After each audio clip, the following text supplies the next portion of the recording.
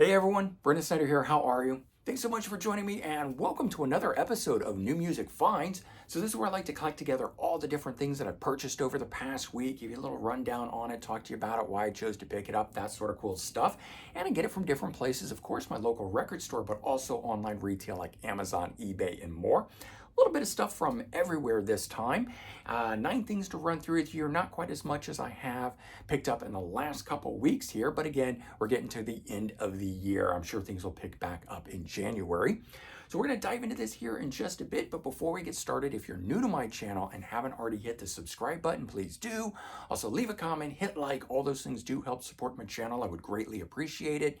And of course, as an added bonus, by turning on notifications, you're going to stay up to date.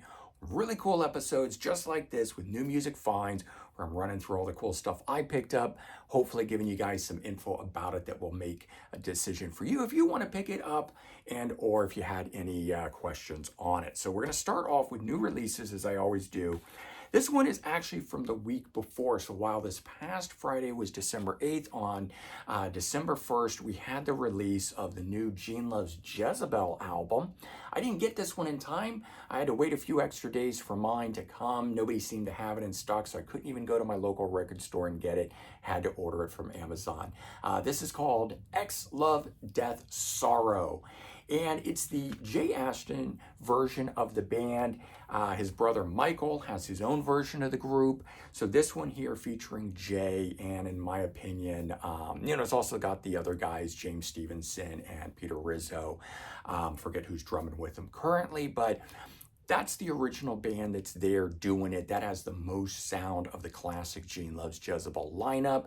Very good stuff. As I mentioned when I first was checking it out, talking to you about it during the What Just Dropped episode, and I said it hadn't really clicked with me, and it's true, it had not at that point. Only 1 or 2 of the songs kind of jumped out at me. Later on, with more repeated listens, and also just doing a little bit of homework on it, knowing which ones were the cover songs, which ones were the original songs, and so this album is pretty evenly split. It starts with an original, does a cover, does an original, does a cover, and so forth, pretty much until you get towards the end of it, and it changes up a little bit at that point. But fortunately, it doesn't sound like that. It all pretty much sounds like Gene Loves Jezebel style stuff. They put their own twist to it, which is nice. The album as a whole has grown on me. There's a few more standout tracks now that I really enjoy about the album, beyond just what was the first single on it, A Girl Like You, which incidentally, I think that one was a cover song. Another one is the opening track, which is an original song on here, The Man That Time Forgot. I ended up really enjoying that one, but there's a few others on here. Also, track 7, The Foolish Young, was another good one that's on here. Check those out if you're on the fence about this album, want to know a little bit more. But I do like this one very much. Unfortunately, the band doesn't do enough releases. Their last one, 2017, I think, so 6 years ago.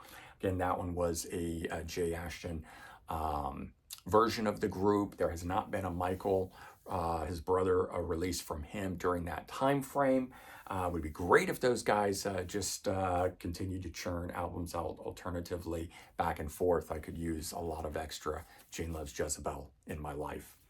Okay, next one up as we move on to December 8th release week, new Neil Young came out called Before and After. This is an interesting one. It's not attributed to any of his backing groups, Crazy Horse, Promise of the Real, etc., because he's got so many of them.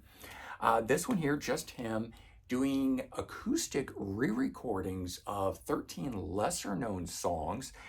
The sort of hype behind this was that it was all blended together into one long track, 48 minutes or however long the thing was. So when they released the first single, they released 3 songs, and it was one long track. You couldn't, skip to a different track. And so it really played into that idea that the whole thing was one length long. Then when it dropped, the digital version, and then soon to find out when I got home and got my CD copy, that the CD one as well actually has the segments in it. You can skip to it. So 13 tracks on this thing, not just one long track, which I think makes it a lot better. And this idea of it being seamlessly flowing between one to the next, it doesn't quite blend as seamlessly as I would like it to be. I think he could have done a lot more to have found songs where the ending chords of one song played into the beginning chords of another song, and that kind of doesn't really happen. It'll just sort of be the ring out on one chord before he starts in with the next. What is a little interesting about the album is that it kicks off with acoustic guitar interpretations and then moves to organ and other things in the middle of it and some more harmonica playing and stuff before coming back to the acoustic guitars to finish it off. And it's predominantly just Neil Young doing it himself, but he does have the occasional other person, rounding things out, fleshing things out for him. But it is an acoustic reinterpretation of 13 lesser known songs, and it's great. Only a few of them I even really knew, like stood out to me. The opening track on here, I Am the Ocean, is a great track. That's off the Pearl Jam backed album that he did, Mirror Ball. That album doesn't get enough love that I think that it should, so it's great to see that as the opening track on here. But what is also case in point with a number of recent releases from Neil Young, the quality is really starting to go down. I understand the guy is, of a certain age and so forth, and he's never been one to do a lot of overdubbing, if any overdubbing, and he doesn't like to do take after take. He goes for quality of performance, feeling versus getting it pristine. But I think it's really starting to come through, and especially on this album and his last couple studio releases, you're really hearing the sort of breakdown in his voice and other things, and they're just not as rewarding as once were hearing the great albums from him. Interesting release, just I don't think it is one of those ones that everyone is going to need. Okay, next one up. This is a deluxe reissue of Pink Floyd's 5th studio album, Hart, Mother. Very interesting packaging on this. I have done a full review of it. I'll leave a link in the description if you want to check it out. The album as a whole, it's the 2011 remastered edition. Nothing bonus there. It comes with a Blu-ray. You're getting new, pristine, first-generation quality of a live performance of the sweet Hart, Mother that was from a 1971 Japanese concert. It originally came out as part of the Early Years box set, but that was a subpar, inferior copy of it, and they found much better quality and restored that, and it looks night and day difference between it. You can even go online and watch some side-by-side clips, which is really cool. So you get that with a bunch of memorabilia. There's a 60-page book that comes with this. It's got lots of cool stuff. You can see the book is in the back half of it. This is a 7-inch vinyl style gatefold, but it is actually a CD and Blu-ray that are in here. $39 on Amazon though. Good deal in my opinion for that. But again, I think it's for hardcore collectors, so it's not necessarily that everyone's got to run out and buy, or even generalist Pink Floyd fans, but it's very cool. If you are a diehard Floyd fan like myself, then of course you want something like that in your collection. Okay, so I also made it to my local record store, Sound Exchange. That place never ceases to amaze me. It's always got long out of print and lost things that as I get in the mood for something, and every time I think I have dug through everything and bought everything out of there I want, I go there on another visit and I find something, which is great. Just keeps my collection going and I love it. So I picked up 2 albums by Mick Ronson, his debut album, Slaughter on 10th Avenue, and the follow-up called Play Don't Worry, which I kind of thought was an odd title. But of the 2, so this might have been his debut album, and this one here was one that I've never really listened to before, but has the song Only After Dark, which I knew as a Def Leppard B-side, a cover song that later turned up on Retroactive. And of course, I love the Def Leppard one far more than this one here, but I got in the mood for that early glam rock style stuff that Bowie did. And of course, Ronson was a part of with Ziggy Stardust and Spiders from Mars. So I wanted to hear some of this stuff here. And you got a lot of cool people guesting on these albums. This has on here, Trevor Bolder is on here. You got Ainsley Dunbar, who, I don't know if he was a Journey at the time, but has backed up Journey among other great artists and UFO and stuff like that. Lots of cool artists that are on that one. It would actually be the follow-up, his second studio album, Play Don't Worry, that to me, really sounded like the glam rock sound, the guitar sound. And I think had that album come out first, he might have been more successful as a solo artist. Also, the first album, Slaughter on 10th Avenue, the first single that came off of this was a cover, Love Me Tender, that, of course, Elvis Presley made popular. It was not an original song. Known for doing a lot of covers, and even Bowie did covers and stuff like that during that era. And certainly they're made to sound like glam rock, so it doesn't come out sounding like they're crooning Elvis Presley song, but just not as interesting as hearing original material written by Mick Ronson. So if you are looking into getting one of these, definitely pick up this one. This one here, I really liked from start to finish. It just was super interesting. Plus, these albums have ridiculous amounts of bonus material, equal number of outtakes on it. 9 songs on the original album, 9 more for a total of 18 tracks. This is on Lemon Records. Out of print now. Hopefully you can dig one up. It's also been available on Snapper Records way back. I used to have a digipack version of this album here, which I'm now replacing on a jewel case, and glad to have it back in the collection. Keeping on that theme from Mott the Hoople from last week, but also Mick Ronson was their last guitar player before Ian Hunter left the group, taking him with him.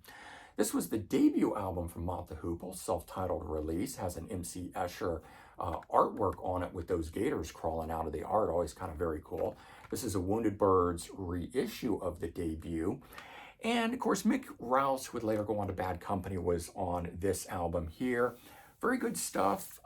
Doesn't sound like the glam rock era of Mott the Hoople, but still good. What I do like is the opening track on here, You Really Got Me, which is a cover of the,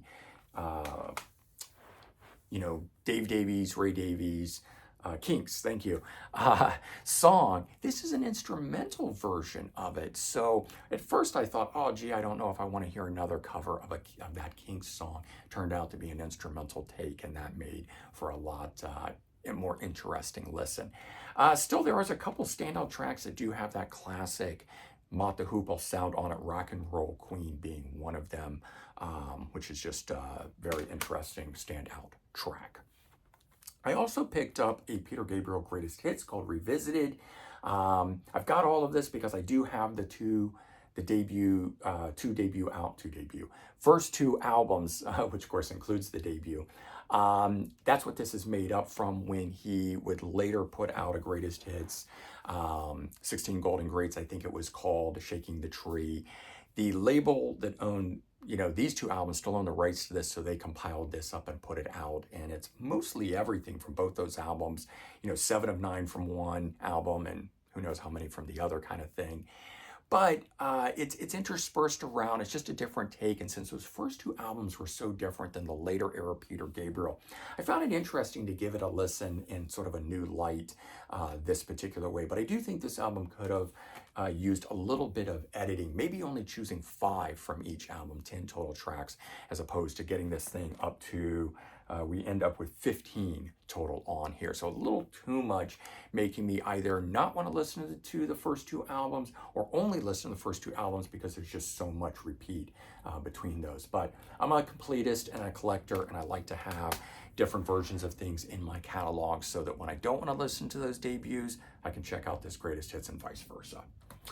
Okay, Bad Reputation Records, another release from them, Fist. And this one here is called Hot Spikes, Canadian band, but not the new wave of British heavy metal band that's also called Fist, who I happen to really like. I found that band first, and used to get them confused all the time with the Canadian group. So I've got 2 other reissues on Bad Reputation Records from Fist. So I have those 2 already. Don't know if there's any others on that label, but this one being the 3rd one they have now put out. And I have to say, this one here, very different than these 2. And these 2 are even kind of a little different from each other, but this one here is a little disco-ish, or a little maybe, synthesizer, keyboardish. I don't know what to call electronic, I guess was, the word I was looking for. 1980 is the year that this came out, and it's got a really interesting sound on it. And I had heard that about it, so I did want to check it out when I found out it was getting released, because it seems like each of their albums have a different sound to it. And I very much enjoy bands that change their sound through each release. It's one of the reasons I love Alice Cooper so much, David Bowie, and other artists like that that do that. Yes, there's some artists that I prefer to just stay the same, like AC/DC. But I'm okay with artists that grow and change, and I love getting different albums for different feelings. And so this one here could become one of the new go-to albums for me. I always love finding a one-off album that sounds a particular way and really speaks to me and hits me, and then I kind of wonder why that album never got more attention than it did. There's a ton of those out there. This may be one of my new favorites. Okay, and one that I got off of eBay that I've unfortunately had to wait for a number of weeks, because if you go back a few weeks in my New Music Finds, you'll know there's another release by Neil Schon and Jan Hammer in there. This one being the debut, and it's a Japanese-only release. I don't think this one ever got a US CD release, and certainly has not had a reissue on the Wounded Bird label like I have for the second album that they did. And I luckily found that one when I was at Princeton Record Exchange, one of my local record stores.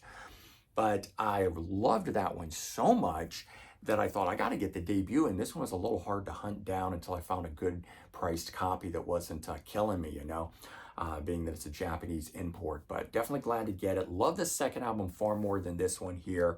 Now I understand why when I had a sort of greatest hits of the band, where most of these songs appeared first before getting that second one. The second one actually has a bit more sound like Journey and a bit more sound like Neil Schon, which you'd expect, than this debut album does, where I think he was really trying to do something a bit different. But there you go. Those are the 9 new things that I picked up this past week. And as I said, hopefully gave you a little bit of insight into stuff, help you decide if you want to pick some of this up or not, or just gave you something to think about in terms of maybe what you want to go listen to. As I said, I did do a full review of this and unboxing. If you want to see all the cool content, check the description for a link on that. And otherwise, I hope to see you next week. I post new episodes every Wednesday of all the great new stuff that I picked up. Let me know what you've picked up recently, the things that are keeping you excited that you're currently listening to. All right, everyone, take care, have a good one, and I'll talk to you real soon. Bye-bye.